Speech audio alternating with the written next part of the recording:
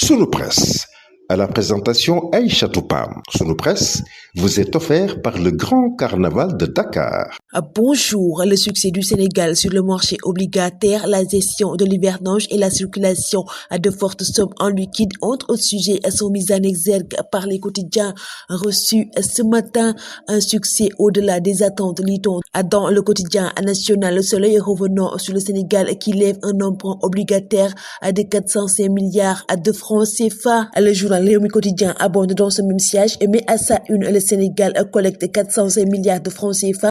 Revenant sur les grands succès sur le marché obligataire, l'objectif visé était seulement 150 milliards de francs CFA. Le Sénégal mobilise 3 fois plus que ce qu'il cherchait, lit-on dans le quotidien Les Échos, revenant sur l'appel public à l'épargne à plus de 405 milliards de francs CFA obtenus contre 150 milliards de francs CFA initialement recherchés. La preuve que la signature du Sénégal est plus que jamais intacte.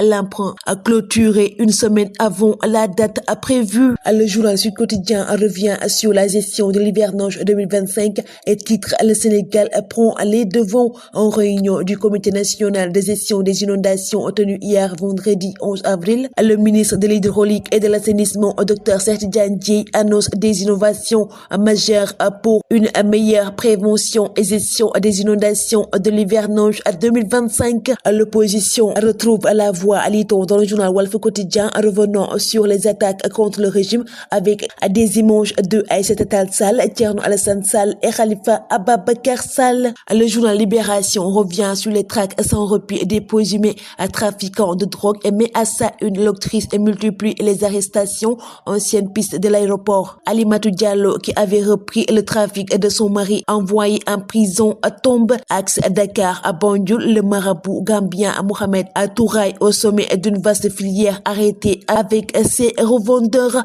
Almadi Yoff Virage, un ancien étudiant de la faculté de droit de l'université Cheikh Anta Diop de Dakar et un Sénégalo-Ivoirien dans les filets de la division opérationnelle. Le journal Enquête revient sur la circulation de fortes sommes en liquide et titre ce que dit la législation. Les dons de plus de 2 milliards de francs CFA de Macky Faye à Touba n'en finit pas de susciter les commentaires. Si aucun texte n'interdit de garder des milliards chez soi, leur circulation est strictement encadrée. Le journal revient sur les regards croisés d'experts sur les limites et les zones grises de la réglementation. L'enquête de la DIC innocente Simone Faye, lit-on dans le journal Tribune, revenant sur sa garde à vue a prolongé mais les éléments à la disposition de la division des investigations criminelles disculpe clairement le rédacteur en chef de la Sen TV.